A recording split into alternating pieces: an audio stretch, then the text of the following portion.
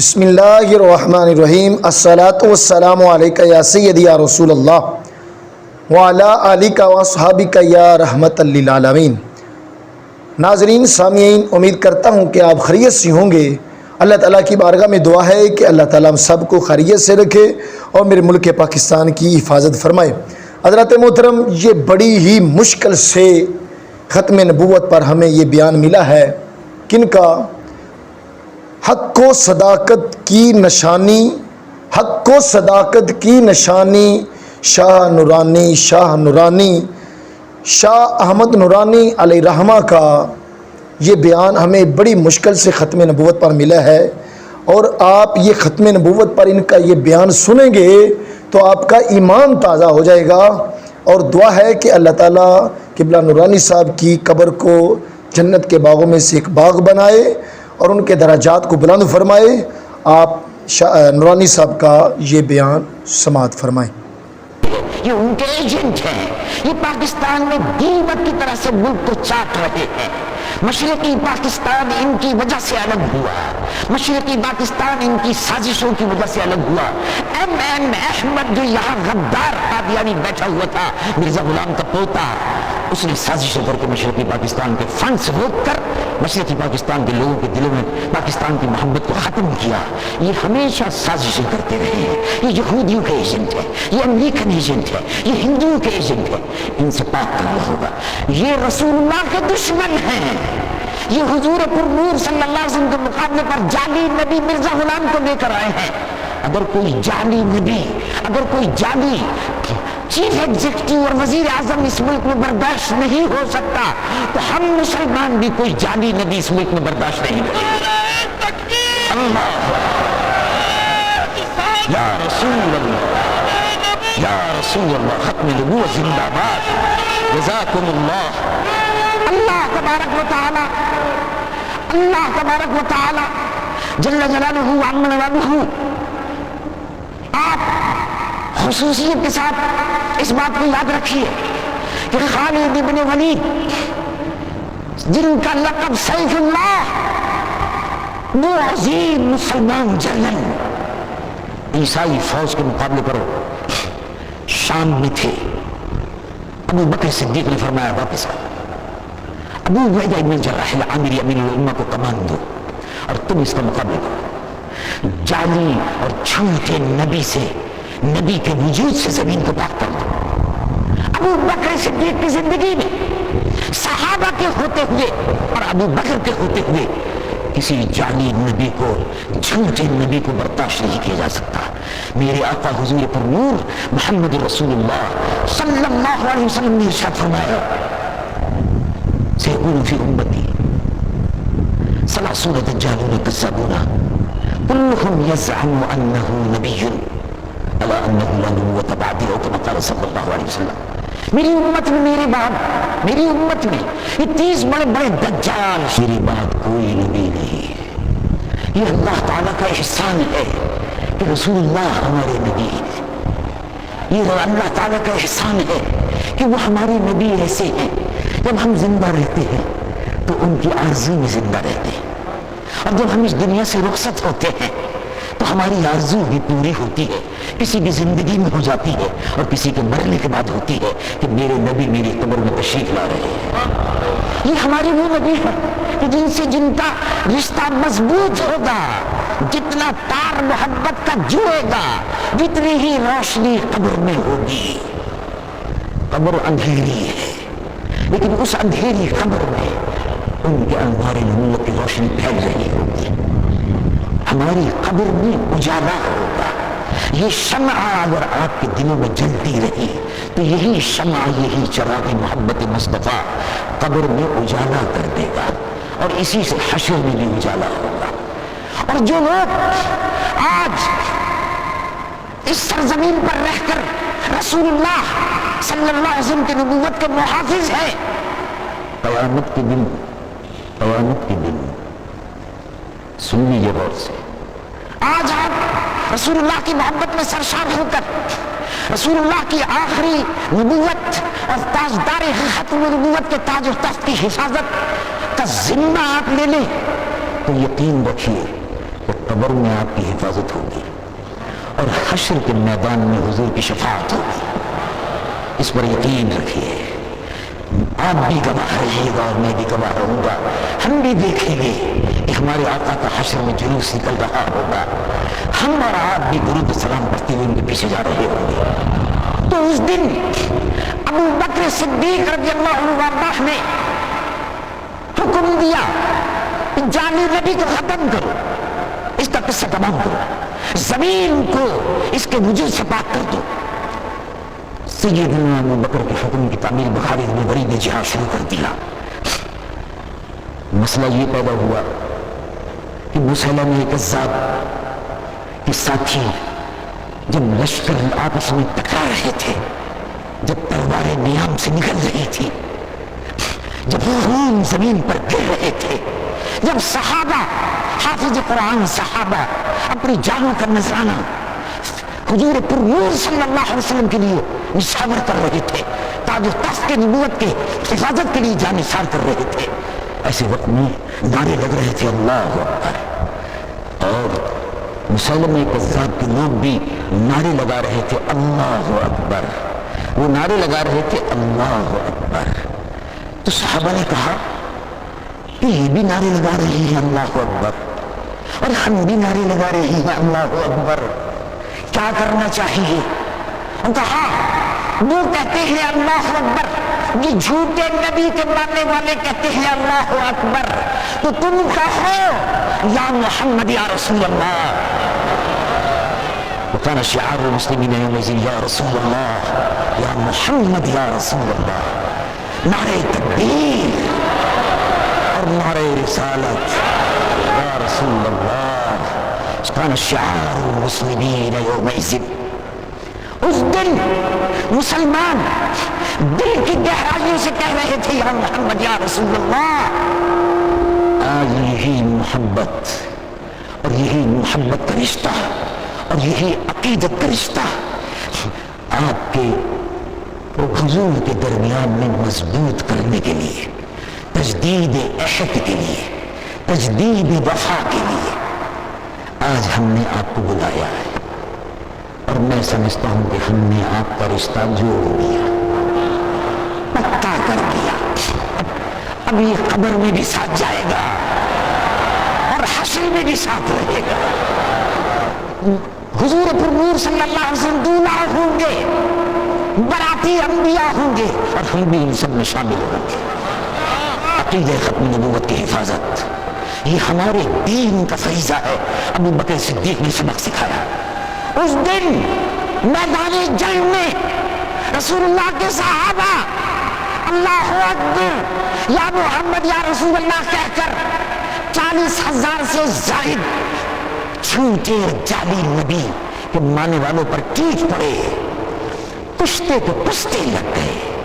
میدان خون سے سر ہو رہا تھا اور یا محمد یا رسول اللہ کہہ کر لوگ اپنی جانوں کا نذرانہ پیش کر رہے تھے. 700 حافظ قرآن صحابہ شہید ہو گئے. اسی کے بعد سے پھر جمع قرآن کی وہ ترتیب شروع ہو گئی تھی اور جدوجہد شروع ہو گئی تھی. 700 حافظ قرآن صحابہ جس عقیدے پر شہید ہو گئے ہوں، بتاؤ وہ کتنا پیارا عقیدہ ہے. فیصلہ کرو اور سوچو یہ عقیدہ کتنا پیارا ہے.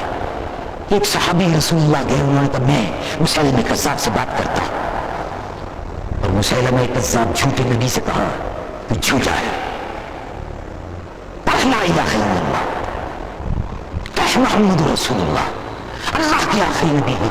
اس نے کہا کہ نہیں، میں اللہ کا نبی.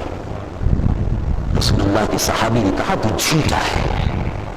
اب قیامت تک اگر کوئی سکہ جس طرح نوٹ اس پر مہر ہوتی ہے اور یہ سکہ مارکیٹ میں چلتا ہے نوٹ اور اس پر مہر ہوتی ہے اسٹیٹ بینک کی، اب قیامت میں اور قبر میں اور حشر میں جو سکہ چلے گا ایمان کا، اس پر مہر ہوگی محمد رسول اللہ صلی اللہ علیہ وسلم، اور وہی اللہ کے یہاں قابل قبول ہوگا. اس کے علاوہ اور کوئی سکہ قابل قبول نہیں ہوگا۔ رسول اللہ حضور پر نور صلی اللہ علیہ وسلم کے متعلق صحابی نے فرمایا کہ وہ اللہ کے آخری نبی، توبہ کر،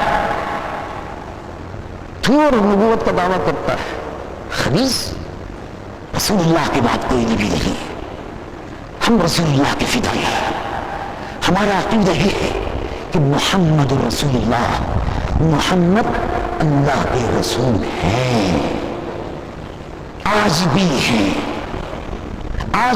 ہیں، کل بھی ہوں گے۔ ہر صبح قیامت تک جو طلوع ہوتی رہے گی رسول اللہ اس کے رسول ہے، قیامت تک رسول اللہ کا دین حسن رہ جائے گا، اور اب کوئی نبوت جعلی نہیں چل سکتی۔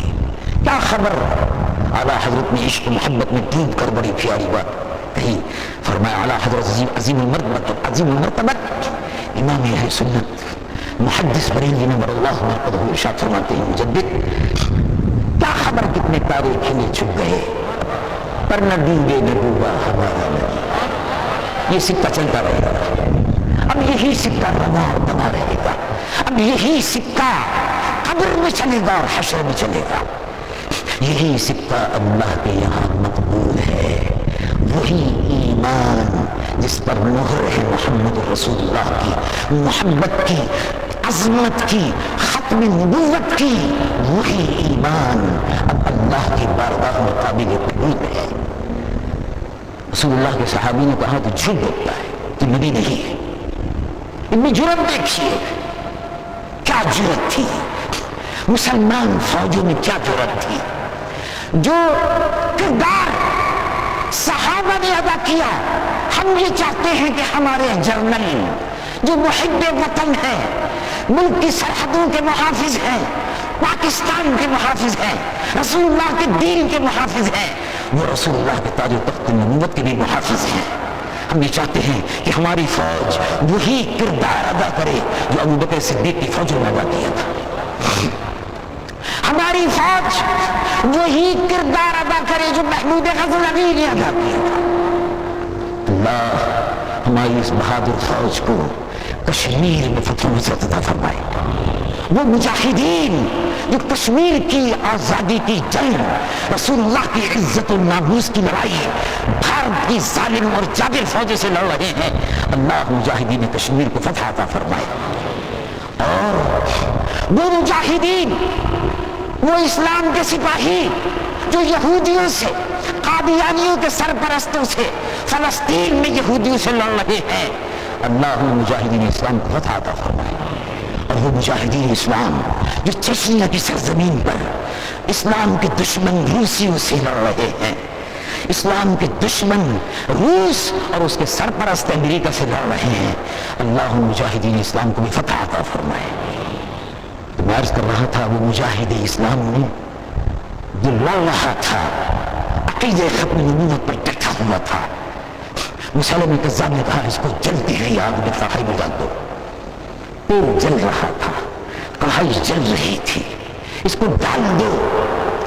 ڈالنے سے پہلے جلاد نے، لے جانے والے نے کہا تمہاری کوئی آرزو ہے مرنے سے پہلے تو بتا دو۔